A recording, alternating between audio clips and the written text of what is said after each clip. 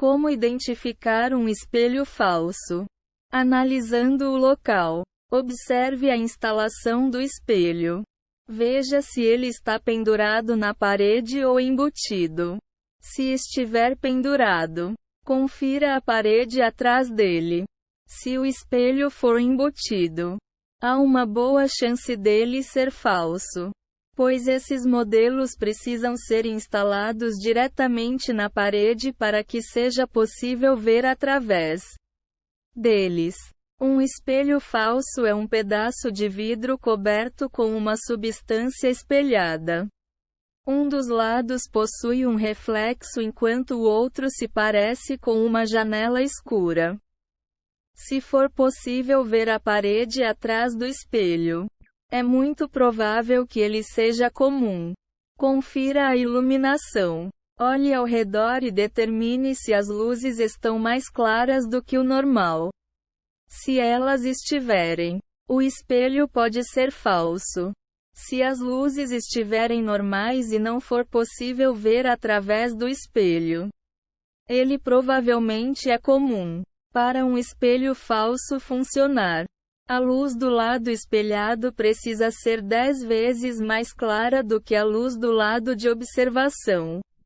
Isso impossibilita que você veja através do espelho. Considere o local. Se está em uma área que deve ser privada, como um banheiro, a presença de um espelho falso é improvável e ilegal.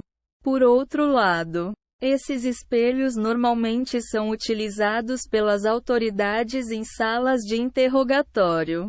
Por exemplo, o uso de espelhos falsos é regulamentado e está associado aos direitos constitucionais de privacidade.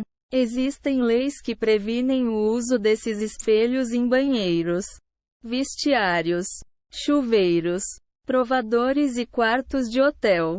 Se um estabelecimento escolheu instalar espelhos falsos ou outra forma de vigilância, a lei exige que existam placas que o informem disso. Muitos lugares, como postos de gasolina, utilizam espelhos de metal pois os de vidro podem ser quebrados pelos usuários.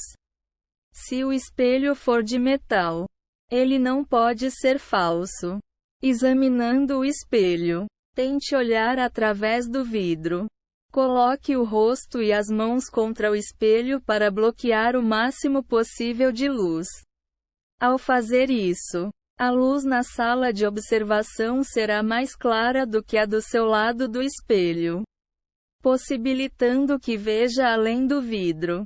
Jogue um pouco de luz. Se ainda não estiver convencido, apague as luzes e mire uma lanterna contra o espelho.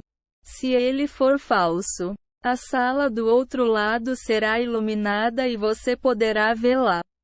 Bata na superfície com a mão. Um espelho comum produzirá um som abafado pois está colocado na frente de uma parede. Um espelho de observação produzirá sons abertos e ocos, pois há um espaço aberto do outro lado. O som de batidas em espelhos falsos também é nítido, diferente do som de baque dos espelhos comuns.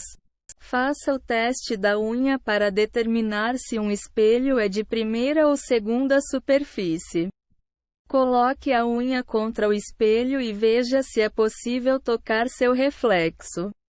Nos espelhos de primeira superfície isso é possível, pois não há nenhuma camada adicional de vidro no espelho. Nos espelhos de segunda superfície, um vão causado pela segunda camada de vidro sobre a superfície espelhada impede que você toque seu reflexo. Os modelos de primeira superfície são muito raros e normalmente possuem razões específicas para serem utilizados. Portanto, é possível que sejam falsos. Os modelos de segunda superfície são os espelhos comuns que vemos todos os dias. Devido às variações de iluminação e do material de fabricação, Pode ser muito difícil descobrir se está ou não tocando seu próprio reflexo. Além disso, é possível que um espelho falso seja de segunda superfície. Se os outros aspectos da situação, como a instalação e a iluminação, indicam que o espelho é falso, não deixe que o teste da unha seja o fator decisivo. Considere a medida extrema de quebrar o vidro. Se o espelho for comum, ele se estilhaçará e você verá a moldura ou uma parede sólida. Se o espelho for falso, você verá a sala por trás dele.